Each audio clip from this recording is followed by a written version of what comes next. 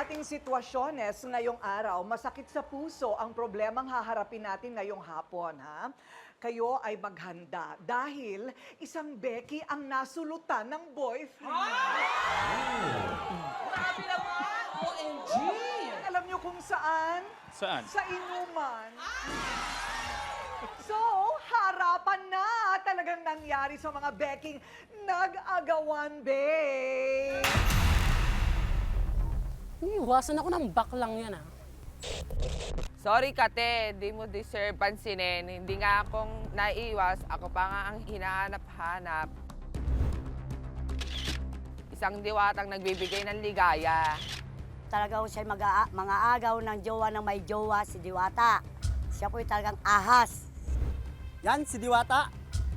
Pagkakakilala ko dyan, mabait yan. Hindi marunong mangagaw ng jowa yan. Clingy yan.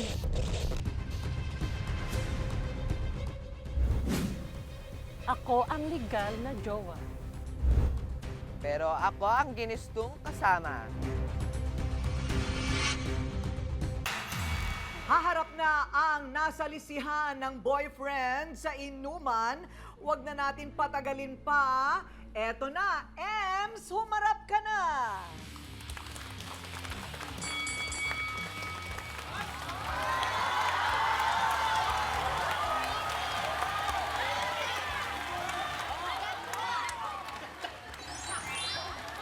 So, Ems, anong problema mo? Kasi po, inagaw niya po kasi sa akin yung ano. Sinulutan niya po ako, sinamantala niya yung pagiging mahina ko sa lalaki.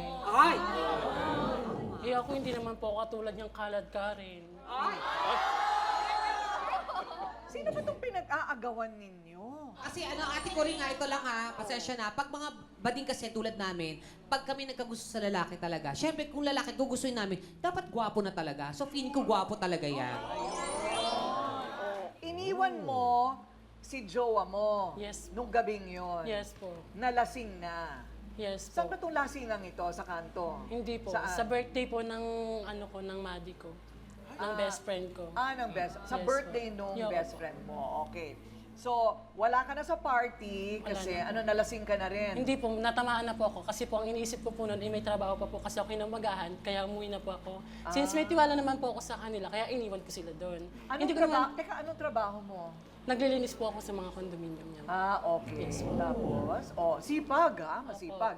At responsable. Talagang Yes, sa umuwi. sobrang sipag ko po, nasusulutan na ako.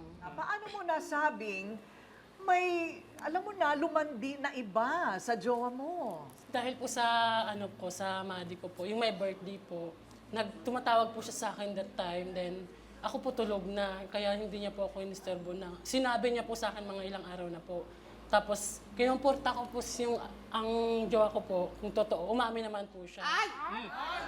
Yung po doon po ako nasakto ng todo-todo. Ay! Bakit ka naiiyak? Wala, naiinis po kasi ako sa kanila. Naiinis ka sa kanila.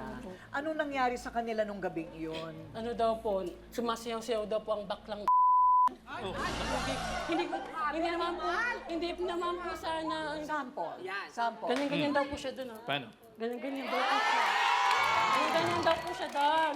Doon daw po siya na bighani sa ganyan-ganyan ni Diwata. Hindi naman po sana gabi yung pulutan namin, pero kumati siya. Paanang manok ang pulutan, pero kumati-kati siya. Eto na. Kasi yan lang ang panig ni Ems. Okay? Tignan naman natin kung ano ang panig ng kanyang nirereklamo. Diwata! Humarap ka na!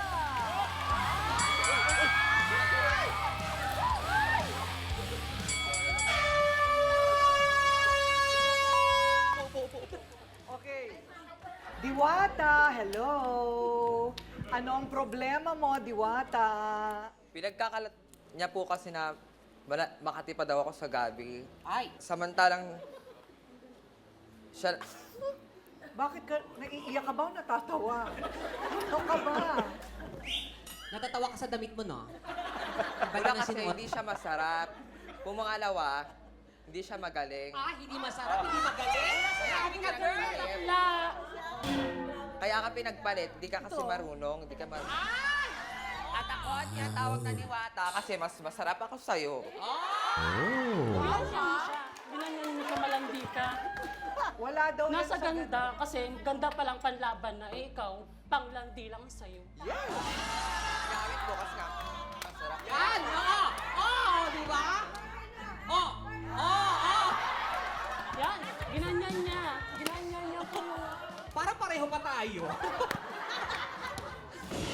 Ano ba yan?